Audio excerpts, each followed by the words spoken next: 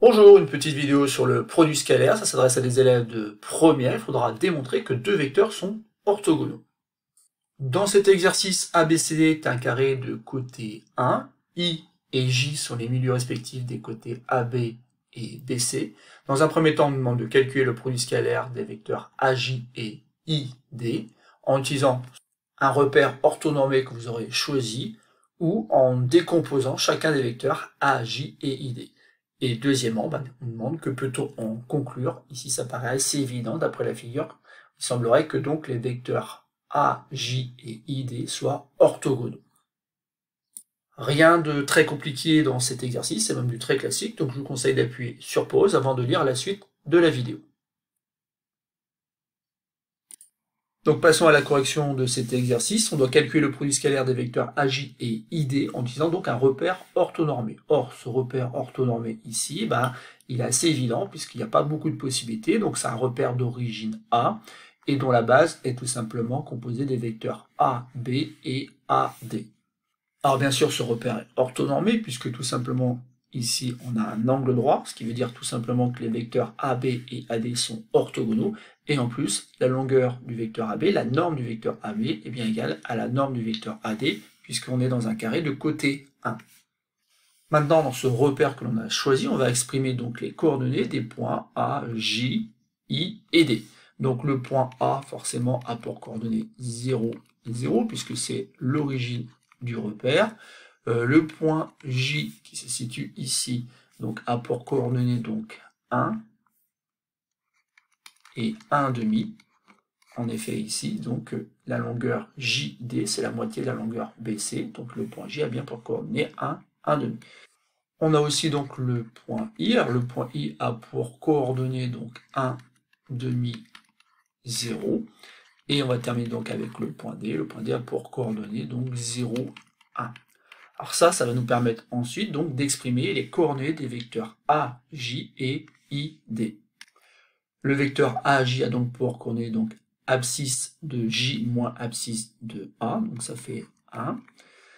Ordonnée de J 1,5 moins ordonnée de A 0, donc ça fait tout simplement donc un vecteur de coordonnées 1, 1,5. Pour le vecteur ID, donc on va faire abscisse du point D moins abscisse du point I, donc ça fait 0 moins 1,5, donc ça fait moins 1,5, et pour l'ordonnée, ça fait 1 moins 0, donc ça fait 1. Et donc maintenant, on va pouvoir utiliser une propriété qui va nous permettre donc de calculer le produit scalaire des vecteurs AJ et ID. Et cette propriété, on peut bien l'utiliser car on s'est placé dans un repère orthonormé. Ça, c'est très important. Et donc, on va utiliser la propriété qui donne donc le produit scalaire à l'aide des coordonnées de ces vecteurs. Et ici, ça fait 1 multiplié par moins 1,5 plus 1,5 multiplié par 1. Bon, c'est pas très compliqué, ça fait moins 1,5 plus 1,5 qui fait 0. Le produit scalaire de ces deux vecteurs est donc égal à 0. Ce résultat-là, on va essayer donc de le retrouver, mais cette fois-ci en décomposant donc les vecteurs AJ et ID. Et donc on va pouvoir écrire, et le vecteur AJ par exemple, on peut le décomposer en écrivant que c'est le vecteur AB plus le vecteur BJ en utilisant la relation de Chasles. On va décomposer de la même façon le vecteur ID en passant par A, et donc ça fait vecteur IA plus vecteur AD. On peut maintenant utiliser une propriété qui permet de dire que tout simplement ici, on va développer comme si c'était des nombres, même si bien sûr on est en train de faire des produits scalaires sur des vecteurs.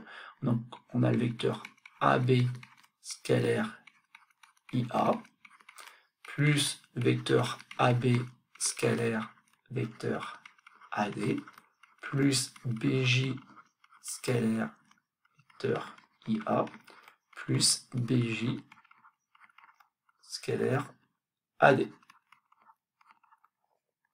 Et maintenant, on va calculer chacun de ces produits scalaires. Donc, on a le vecteur AB, donc le vecteur AB, que je mets en évidence ici.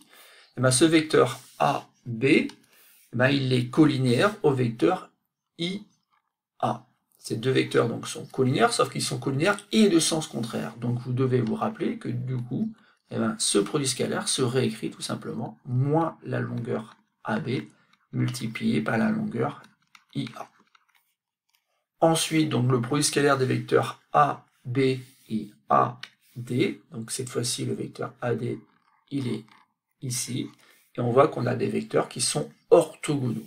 Et comme les vecteurs sont orthogonaux, le produit scalaire de ces deux vecteurs est égal à 0. Donc ici, on va pouvoir mettre plus 0. Ensuite, donc on a le vecteur BJ, donc le vecteur BJ que je mets en évidence ici. Produit scalaire, vecteur IA. Alors IA, il est comme ceci. Bon, assez facilement, on voit donc que ces vecteurs sont orthogonaux puisqu'ils sont portés par des droites qui sont perpendiculaires. Et donc ici, on peut rajouter encore 0, 0 pour le produit scalaire de ces deux vecteurs. Et il nous reste donc BJ, AD. Et le vecteur AD, c'est celui-là.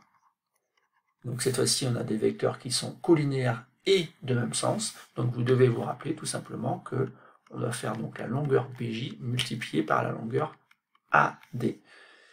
Sauf que maintenant, on va pouvoir donc exprimer la longueur AB, puisqu'en fait c'est tout simplement 1, donc ça fait moins 1 multiplié par la longueur IA, mais la longueur IA c'est la moitié de la longueur AB, donc ça fait aussi 1,5, plus 0 plus 0 que je recopie pas, et par contre j'ai BJ qui vaut aussi 1,5, 1,5 multiplié par la longueur AD qui est égale à 1. Tout ça, bien sûr, ça fait moins 1,5 plus 1,5 qui donne 0. À nouveau, bien sûr, on retrouve que le produit scalaire des vecteurs AJ et ID est égal à 0. Et on nous demande à la question suivante, que peut-on en conclure? On va en conclure dans un premier temps que les vecteurs AJ donc, et ID sont orthogonaux, mais aussi que les droites tout simplement AJ et ID sont perpendiculaires. Et donc c'est terminé pour cet exercice. On va retenir de cet exercice quand même des choses importantes, c'est que pour montrer finalement que droites sont perpendiculaires, on peut très bien utiliser le produit scalaire et montrer que des vecteurs sont orthogonaux. Comment? Soit en utilisant donc un repère orthonormé, auquel cas il faut utiliser donc la propriété sur les coordonnées des vecteurs, soit en décomposant des vecteurs et en utilisant donc les propriétés du produit scalaire, notamment le fait justement que si deux vecteurs sont orthogonaux, alors leur produit scalaire est égal à 0.